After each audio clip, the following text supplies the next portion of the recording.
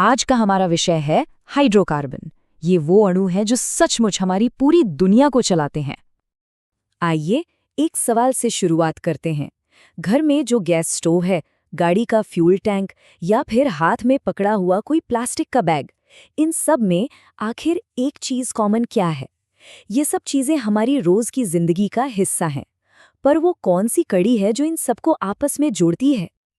और इसका जवाब है हाइड्रोकार्बन। जी हाँ, ये कार्बन और हाइड्रोजन से बने वो कमाल के अणु हैं जो हमारी आज की दुनिया के लगभग हर पहलू को ताकत देते हैं, अक्सर पर्दे के पीछे से। तो आज के सफर में हम क्या-क्या जानने वाले हैं? सबसे पहले हम देखेंगे कि ये हमारी रोजमर्रा की जिंदगी को कैसे चलाते हैं। फिर हम संतृप्त एल्केन की दुनिया को समझेंगे। इसके बाद डबल और ट्रिपल बॉन्ड की खासियत जानेंगे, आइसोमेरिज्म की दिलचस्प कला में गोता लगाएंगे और आखिर में देखेंगे कि सीधी चेन से बेंजीन जैसी रिंग कैसे बन जाती हैं। तो चलिए पहले हिस्से से शुरू करते हैं, हमारे दैनिक जीवन को शक्ति देना। यह हमारी दुनिया के वो अदृश्य बिल्डिंग ब्लॉक्स हैं जिन पर हम हर रोज हर पल निर्भर करते हैं। असल में हम हाइड्रोकार्बन से पूरी तरह घिरे हुए हैं।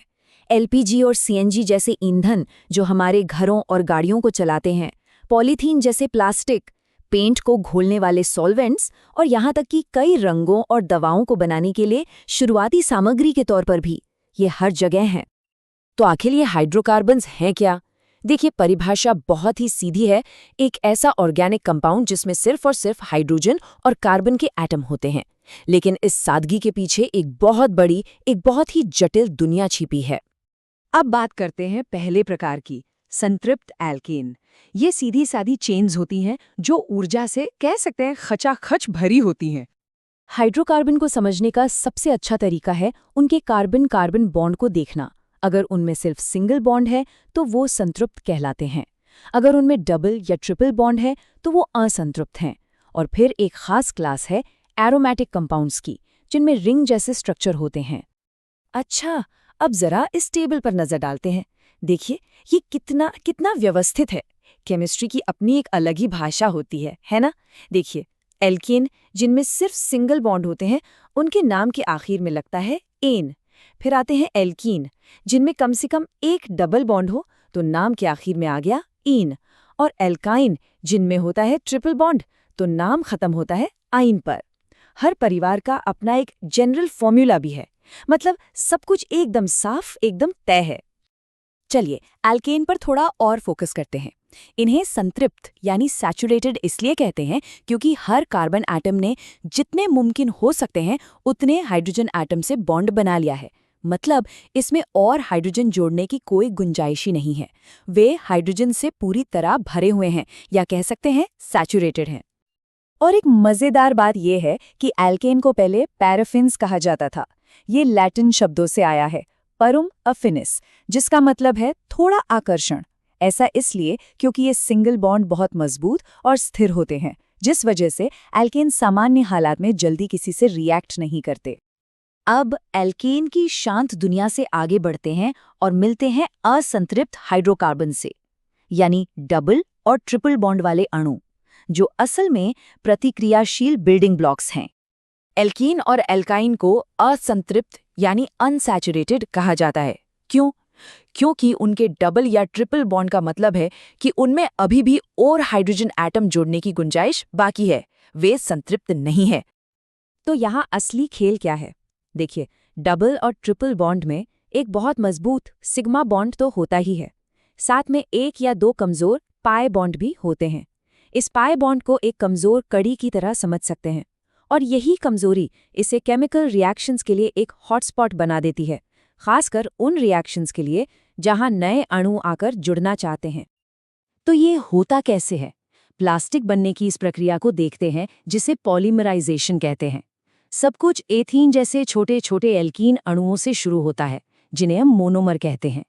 एक कैटलिस्ट यानी उत्प्रेरक आकर इस कमजोर पाई बॉन्ड को तोड़ता है, और जैसे ही ये बॉन्ड टूटता है, ये मोनोमर एक दूसरे से जुड़कर एक लंबी और मजबूत चेन बना लेते हैं।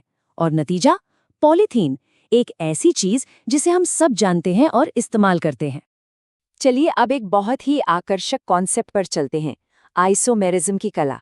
यानी एक ही फॉर्मूला लेकिन बिल्कुल अलग अलग आकार और अलग पहचान।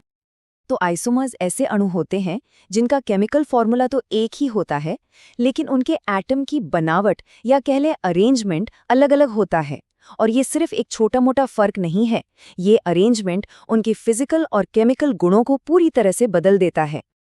C4H10 फॉर्मूले वाले ब्यूटेन का उदाहरण लेते हैं। इसके एटम्स को एक सीधी चेन में भी जोड़ा जा सकता है जिसे N-ब्यूटेन कहते हैं, और एक ब्रांच वाली चेन के रूप में भी जिसे आइसोब्यूटेन कहते हैं। अब देखिए कमाल की बात, उनके क्वथनांक में कितना बड़ा फर्क है। N-ब्यूटेन 273 केल्विन पर उबलता है, जबकि आइसोब्यूटेन सिर्फ 261 केल्विन पर। बस एक छोटी सी ब्रांच ने अणु के व्यवहार को पूरी तरह बदल दिया। ये केमिस्ट्री का एक बुनियादी नियम है। स्ट्रक्चर ही सब कुछ है, बनावट ही काम तय करती है। एटम किस तरह से जुड़े हैं, यही उनकी पूरी पहचान तय कर देता है। और आखिर में आइए देखते हैं कि कैसे ये चेन्स खुद को और भी जटिल आकारों में बदल सकती हैं। हम बात करेंगे एरोमेटिक्स के खास मामले की और देखेंगे चेन से बेंजीन रिंग तक का ये अद्भुत सफर। एरोमेटिक हाइड्रोकार्बन, जिन्हें एरीन भी कहते हैं, बेहद स्थिर रिंग के आकार वाले अणु होते हैं। इनमें सबसे मशहूर उदाहरण है बेंजीन C6H6, जो अनगिनत दवाओं, रंगों और दूसरे ऑर्गेनिक कंपाउंड्स की बुनियाद है।